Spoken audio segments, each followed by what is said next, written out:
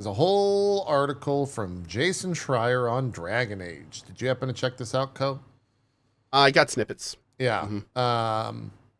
Someone did make kind of a snippet and gave a timeline for everything. It definitely made me, I guess, empathetic with the devs, knowing the timeline. And I don't mind reading it. It's a little bit lengthy, but I'll just go through it. It starts out, this is from a Twitter user that kind of condensed down the article from Jason Schreier, which is rather lengthy and detailed. So if you want to read the full thing, it's on Jason Schreier's Bloomberg post. It might be behind a paywall, but I can link this, that I think you get like a free article or something in my chat, which is a massive URL. Woo! Anyways, BioWare was under immense pressure to succeed after the failure of Anthem and Andromeda, with Veilguard to stay afloat. The original concept was a smaller single-player experience for Veilguard. EA forced a multiplayer live service format pivot in 2017. The creative director for the title, Mike Laidlaw, resigned over this shift. Matt Goldman replaced him and aimed for a lighter, quote, pulpy tone fitting for online gameplay. Anthem's failure in 2019 raised internal doubts about repeating mistakes. The pandemic disruptions and leadership resignations further complicated development on the game. In 2020, the project was abruptly pivoted back to a single-player game without proper pre-production. The team was given 18 months to overhaul the structure and rewrite the story. Tight timelines led to rushed decisions and a lack of meaningful choice in gameplay. Multiple delays didn't allow redesigns, quote, just extensions of flawed structures. Feedback from alpha testing in 2022 pointed to a lack of impactful narrative decisions. Last-minute attempts to reintroduce meaningful choices were shallow and constrained. BioWare brought in a second team from the Mass Effect project in 2023 to help finish the game. Cultural clashes arose. The Dragon Age team was laid back. The Mass Effect team was top-down and structured. Mass Effect leaders rewrote and added new scenes, including the game's emotional finale.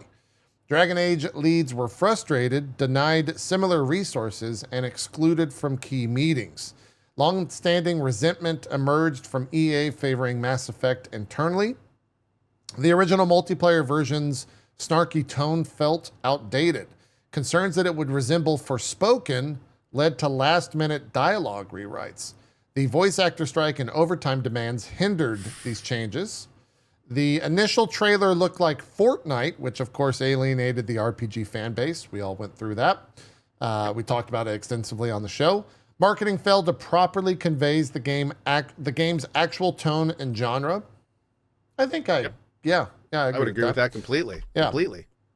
BioWare's future. This is kind of, now we're caught up, at least in time. BioWare contributes around 5% of EA's annual revenue, and EA primarily profits from sports and shooter games. Analysts say that EA may continue supporting BioWare due to the potential payoff of hit RPGs. However, its long decline raises real questions about whether EA will ultimately shut it down. There's an analyst by the name of Doug Kruitz that said, quote, if they shuttered the doors tomorrow, I wouldn't be totally surprised. So holy shit. Okay. Yeah, it didn't do well, but it sounds, it's one of those things where you look at the whole thing and you're like, well, the people at the top kind of fucked that up. Completely. They set it up for failure 100%. And they did the best that they could. And it really sucks that they weren't the ones to kind of catch a lot of the gruff from the internet. It was everyone else that worked on the game and did the best they could with kind of a shit salad. And ultimately the pivot, from that live service format is really what was one of the biggest culprits for the game performing the way it did. Because that set the tone for the whole project, according to this article, and they weren't really able to come in and change it in that amount of time. given all the other constraints, COVID and the actor strike and all that. So. Oh no, we're talking EA, not BioWare. We're talking about the people that made. Yeah. Is that what you're talking? Are you talking about? Yeah. Okay. Yeah. Whoever it was that was. Talking about the people that made. Yeah. Who made the top-down decisions. Yeah. They essentially were jerking BioWare around, and it was very clear also that BioWare attempted to dissuade them at the onset about the live service. Like, we have heard that multiple times over the years. Like, when EA came to BioWare and said, we want the next Dragon Age to be live service, BioWare's like, no, do not do that. Do not do it. And EA said, we're going to do it anyway. And then, 4 years went by, and BioWare went back to them and said, this is not working. You need to pivot this. And only then did EA say, okay. At that point, you're kind of effed. At that point, but if EA had done it at the beginning, we could have had a completely different Dragon Age. It wouldn't have gone through that live servicification of the tone and the candor and the graphics. Like, it wouldn't have gone through that if BioWare would have gotten its way at the offset. So that sucks. That really sucks. It does. I also hope we don't see. It would be such a weird industry if EA was like, yeah, we're shutting down BioWare. We're just closing the studio. They basically like Square Enix. It'd be a Square Enix situation where nobody ordered Deus Ex Mankind Divided because of their shitty PR stunt. Yeah. And then they canceled the franchise because of that. Yeah. Yeah. Like that's and honestly, here's the problem though. Not only do I think that could happen, I expect that to happen. Yeah. Because the only thing we have ever gotten from EA over the years is 100% bottom line first. Makes sense to the bottom line. That's what they're going to do. It does not make sense to keep BioWare around anymore. I was curious to see what was their last game that was really well received and well liked and all that kind of stuff, and it was 2014. It was Dragon Age Inquisition. And even that one, that was kind of rough. Even that one had some issues. Yeah. So, but arguably, that was their last big one, and they have a giant failed project under their belt with Anthem. Yeah. So I mean, it was I'd argue that probably ME3 was their last hit, quote unquote, and even that one had massive issues with the ending. So it's oh man, I don't know. It's a tough situation for them, man. It is. Do you think?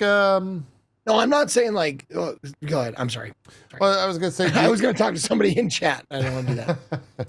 Do you think that BioWare under a different flag would matter? Like if they sold it, if BioWare became like a Microsoft company, would that matter? Not without the Mike Laidlaws.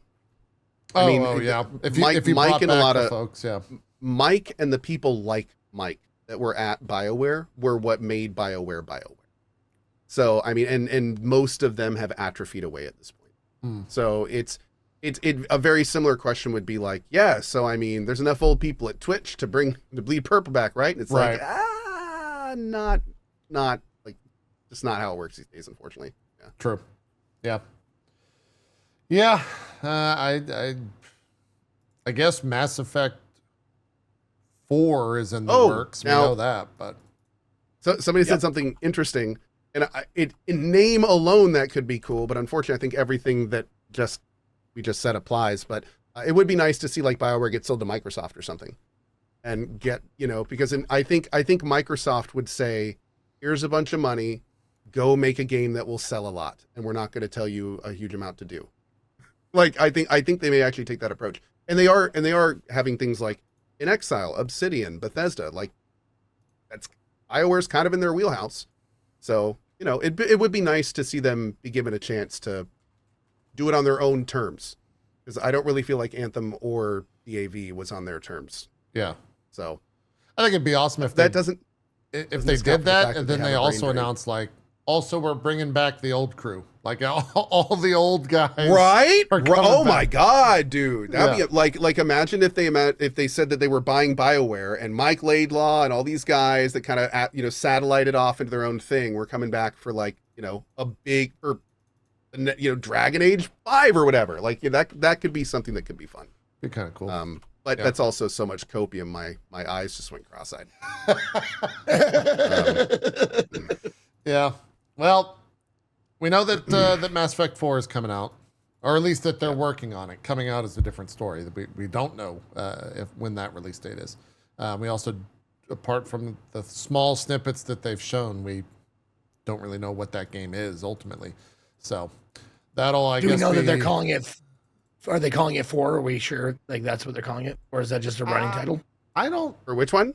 For the next Mass Effect. Is it Mass Effect 4? Oh, I don't know. I mean, they did pull the Andromeda thing, so Andromeda, I do not believe believe they've officially announced. No, they have not officially announced. Yeah, they've not officially announced. Yeah. Okay. That'll be, I think, either the nail in the coffin or whatever keeps the ship afloat. I still got hope, man. I'm one of the hopiums for ME4. Yeah, I'm one of the hopiums. I think that the guy that's running Mass Effect said some very encouraging things after DAV came out. So yeah. I'm hoping that the message was received. And also, you know, Mass Effect makes me feel a little bit better if Mass Effect was like the golden team of those two. Sure. I know it sounds terrible, but it's like, you know, hopefully this was the team that was doing all right. So, you know, let's hope that translates. Let's hope that translates. Yeah.